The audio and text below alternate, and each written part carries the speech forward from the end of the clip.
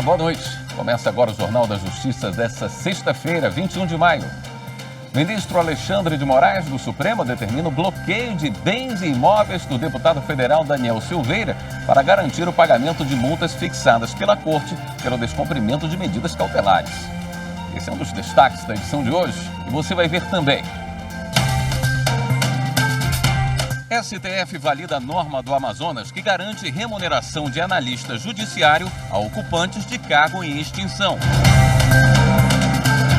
Por unanimidade, plenário virtual do Supremo mantém regras para escolha de ouvidor geral nas defensorias públicas dos estados.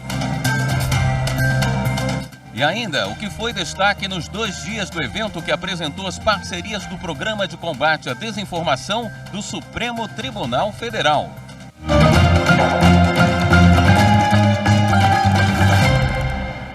O ministro Alexandre de Moraes, do Supremo Tribunal Federal, determinou o bloqueio de bens e imóveis do deputado federal Daniel Silveira, do Rio de Janeiro, para garantir o pagamento das multas fixadas pela Corte. Nessa quinta-feira, o parlamentar recebeu uma terceira sanção. Somadas, as multas chegam a R$ 645 mil. De acordo com o ministro, a multa foi aplicada em razão do descumprimento de medidas cautelares e pela recusa do deputado em usar a tornozeleira eletrônica, de modo que estão plenamente atendidos os requisitos legais para a decretação da indisponibilidade dos bens. E o Supremo Tribunal Federal manteve a validade da norma do Estado do Amazonas, que garante a remuneração de analista judiciário aos ocupantes de cargo em extinção.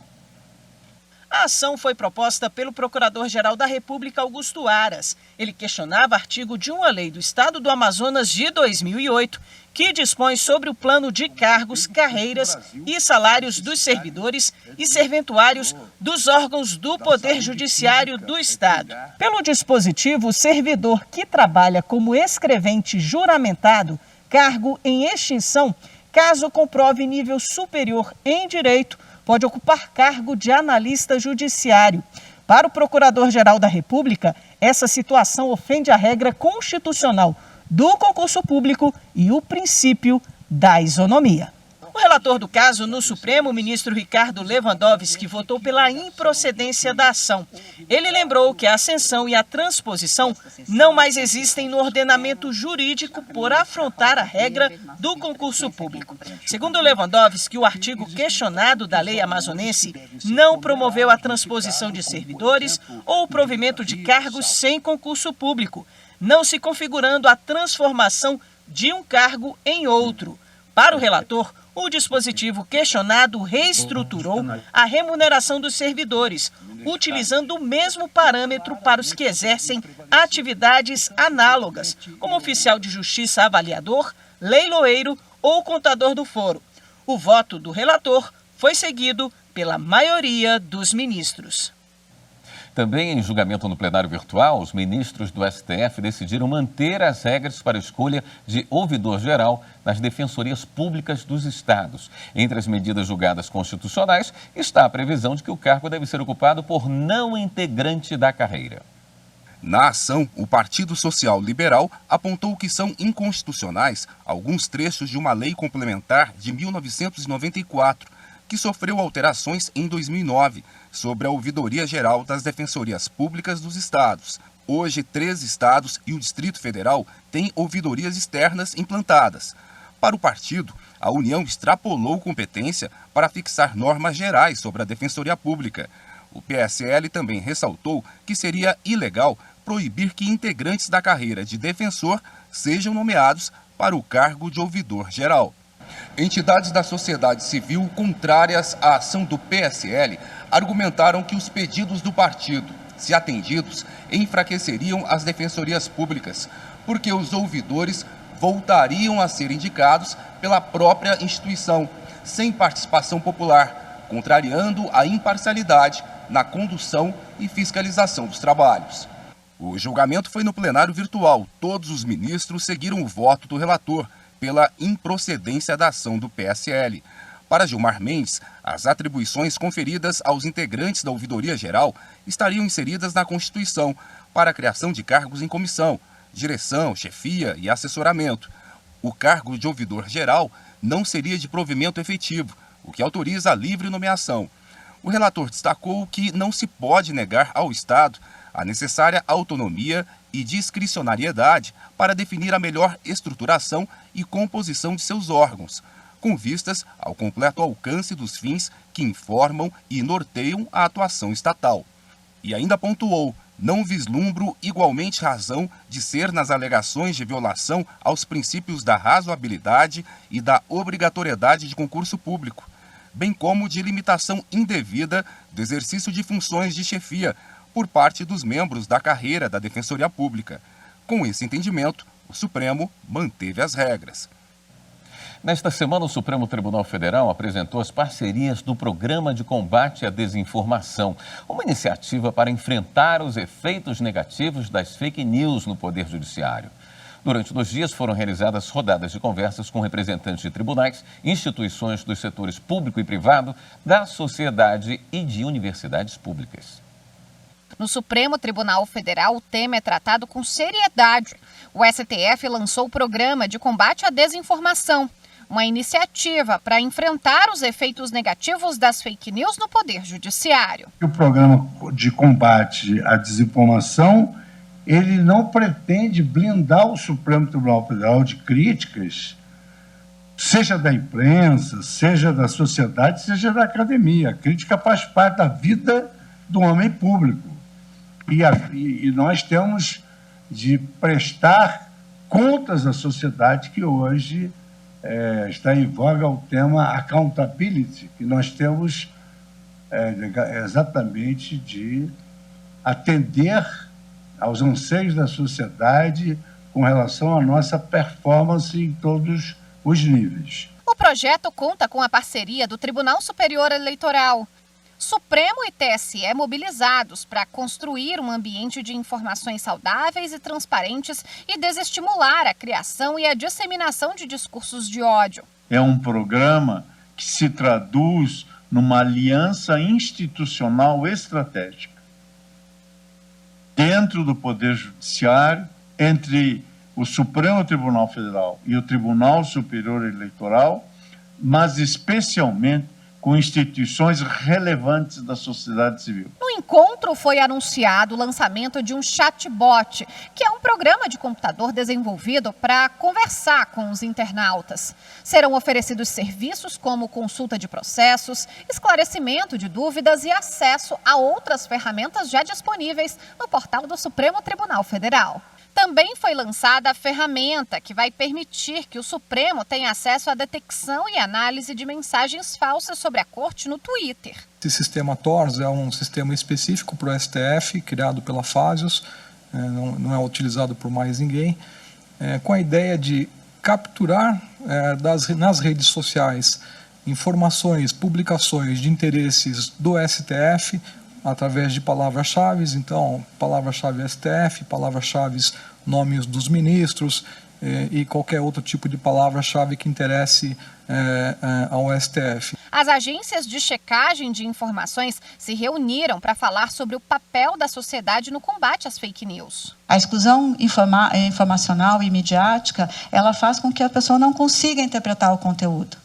Ela faz com que a pessoa não consiga, por exemplo, acessar um auxílio emergencial e faz também com que as pessoas não consigam acessar informação de qualidade. O programa de combate à desinformação conta com 34 parceiros, a maior parte deles universidades públicas. Esta conexão entre o STF e a academia, neste espaço de diálogo, se mostra muito valorosa, na medida em que somente desta forma poderemos mapear os grandes desafios e problemáticas a serem enfrentados na temática da desinformação.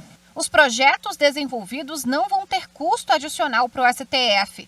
Todas as ações vão ser divulgadas com o uso da estrutura de comunicação que já existe na Corte. De imediato, a Rede Nacional de Combate à Desinformação vai colocar um plano de educação de mídia para esclarecer o funcionamento das instituições do Poder Judiciário, conscientizando o cidadão a não acreditar em qualquer publicação e, sobretudo, rebater as fake news.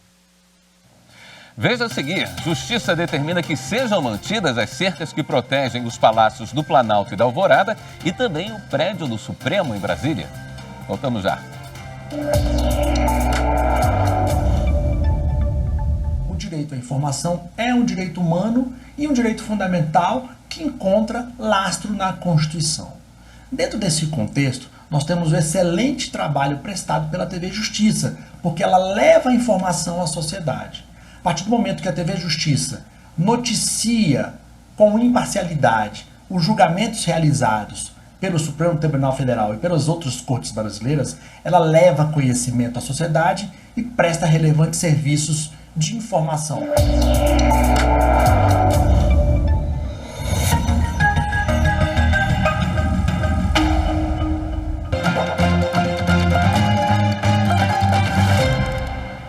O TRF da Primeira Região determinou que as cercas metálicas instaladas nas proximidades dos palácios da Alvorada e do Planalto e da sede do STF sejam mantidas.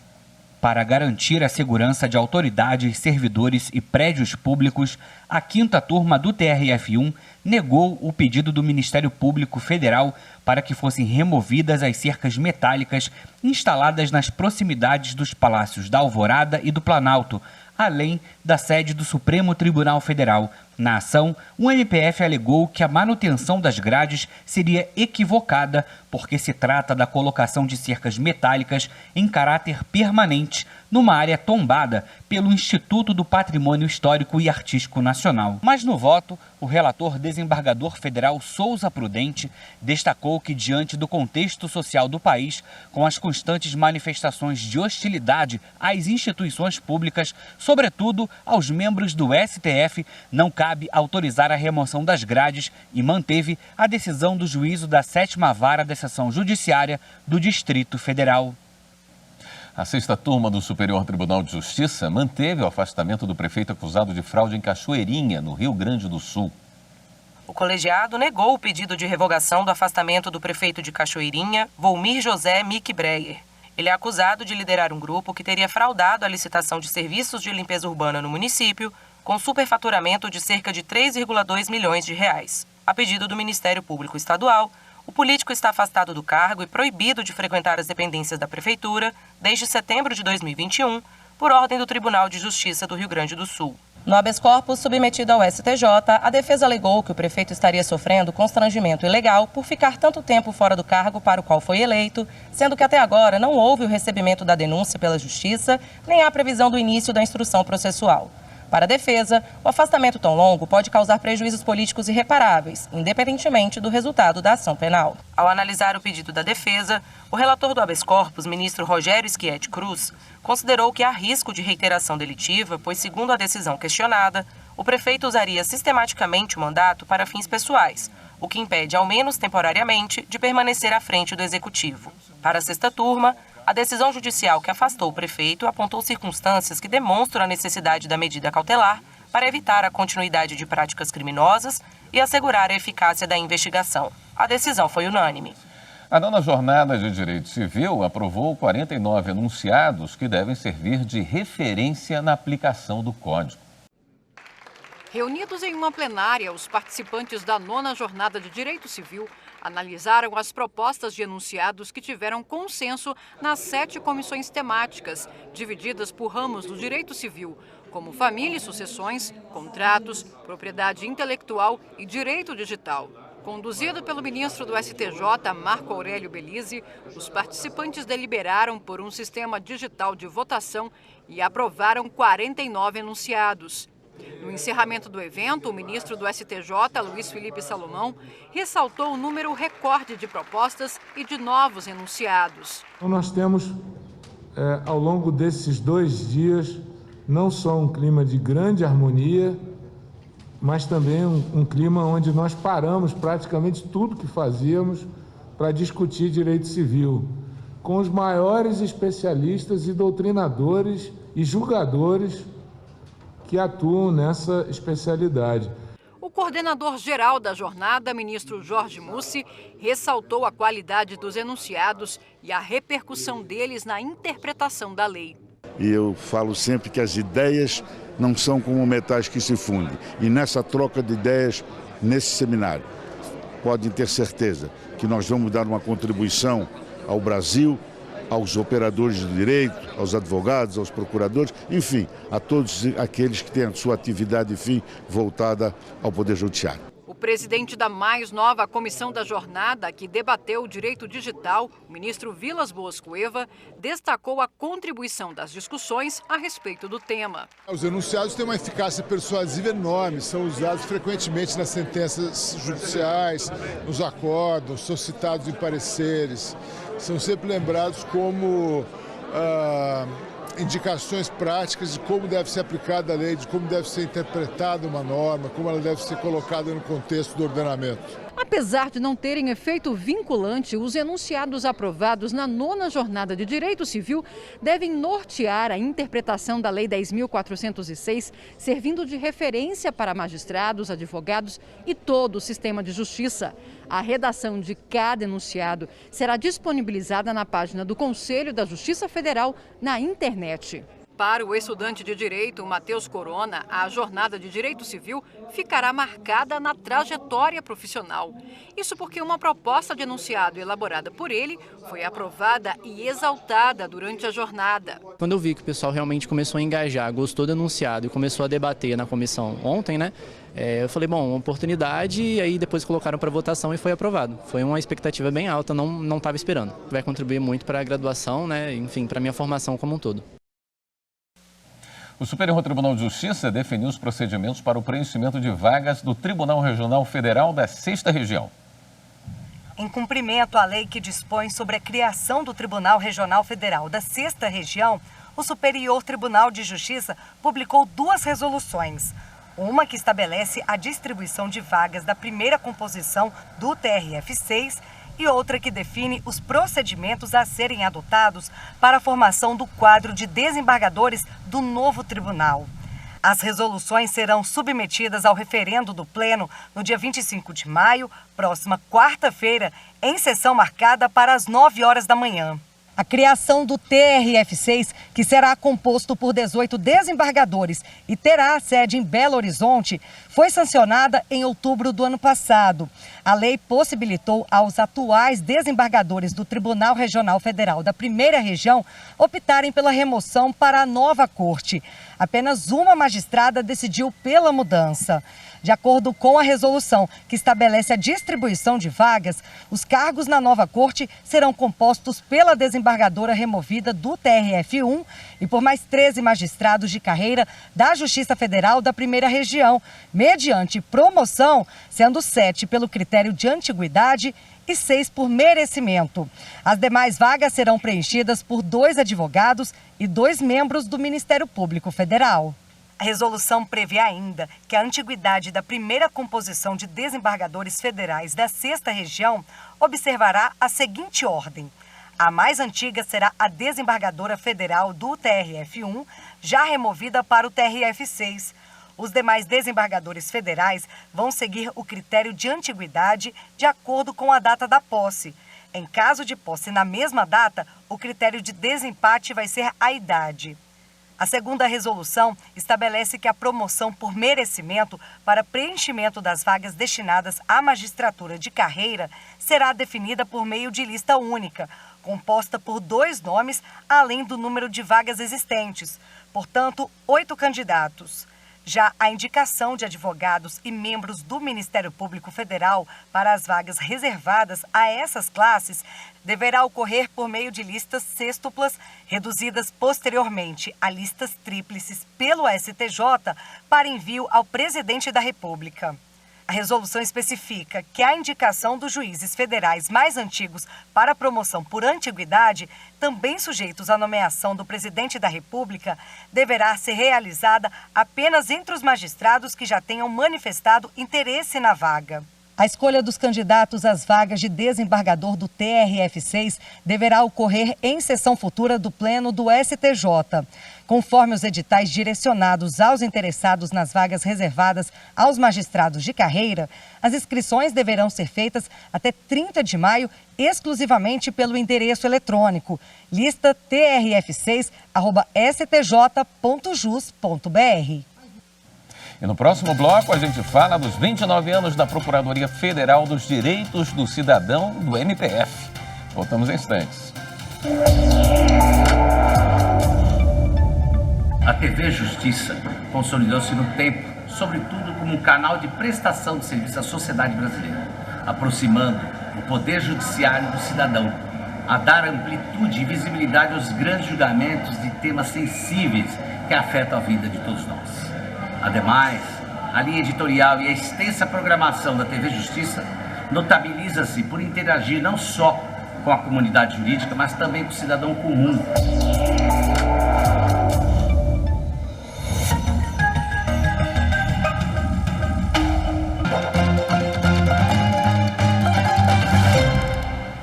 A Procuradoria Federal dos Direitos do Cidadão do Ministério Público Federal completa hoje 29 anos. Para comemorar a data, foi inaugurada em Brasília uma galeria de fotos dos titulares que comandaram o setor durante esse período.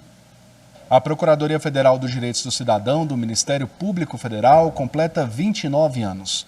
Em homenagem à data, foi inaugurada uma galeria com fotos dos procuradores e procuradoras da República que estiveram à frente do setor. O cargo foi oficializado em 1993, a partir da Lei Complementar 75, que trata da defesa dos direitos constitucionais. De lá para cá, 9 membros do MPF estiveram liderando o projeto, entre eles a subprocuradora-geral da República, Ela Vieco. Muito importante é trazer à luz para a Procuradoria Federal dos Direitos do Cidadão como um órgão dentro do Ministério Público Federal que precisa ser valorizado, né? E que dá a resposta, a melhor resposta para os nossos problemas como sociedade brasileira. O Procurador-Geral da República, Augusto Aras, também participou da cerimônia. A atuação da PFDC é uma atuação em que ela não ocorre no plano judicial. Ela ocorre no plano do ombudsman, no plano daquele que escuta as demandas sociais, que escuta as demandas de cada cidadão, que exija uma providência, o gozo de um direito que é subtraído ou que é afastado. A PFDC tem uma atuação voltada para o nosso cidadão, para cada um de nós. Vítima de tragédias individuais ou coletivas. O Procurador Federal dos Direitos do Cidadão, Carlos Vilhena, reforçou que a instituição segue em busca de renovação para continuar na defesa dos direitos humanos. Uma das coisas que nós estamos pensando é na acreditação da PFDC como uma instituição nacional de direitos humanos perante a Organização das Nações Unidas. Esse é um passo importantíssimo para o Brasil, que ainda não dispõe de uma INDH reconhecida pela ONU. A galeria, que fica na Procuradoria-Geral da República em Brasília, é aberta à visitação e não é necessário o agendamento.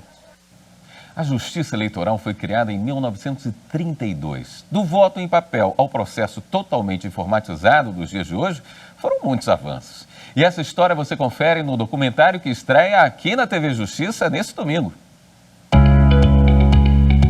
Há 90 anos surgia no Brasil uma justiça para tratar especialmente do processo eleitoral. Tem que se festejar o fato de uma democracia do tamanho da brasileira conseguir dar um exemplo de eficácia num processo eleitoral digital como é o brasileiro. Justiça que se moderniza cada vez mais e é exemplo com um processo totalmente informatizado e com urnas eletrônicas que garantem rapidez e segurança nas eleições em todo o país. Eu tive o privilégio de participar da primeira eleição em que se usou a urna eletrônica pela primeira vez. Então eu pude ver a grande diferença, né? A urna foi um divisor de águas em diversos aspectos.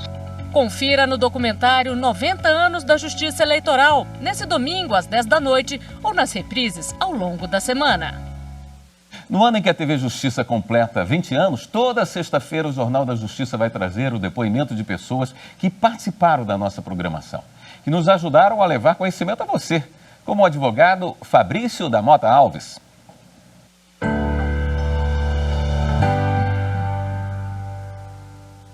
Participei de diversos programas, incontáveis programas, sempre discutindo temas relacionados ao direito digital e à proteção de dados pessoais e privacidade. A TV Justiça faz parte da história do país. Comemoramos esses 20 anos como cidadãos, como sociedade, juntos com a TV Justiça.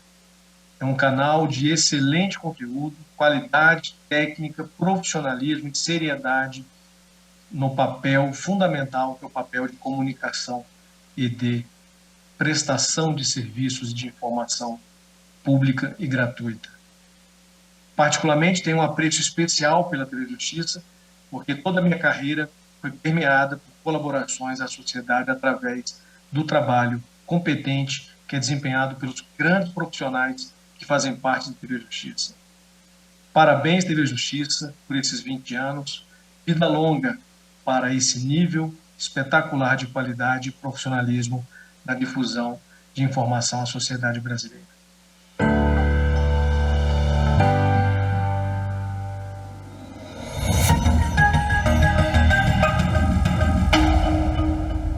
Esta edição do Jornal da Justiça fica por aqui. Uma boa noite para você, um excelente fim de semana.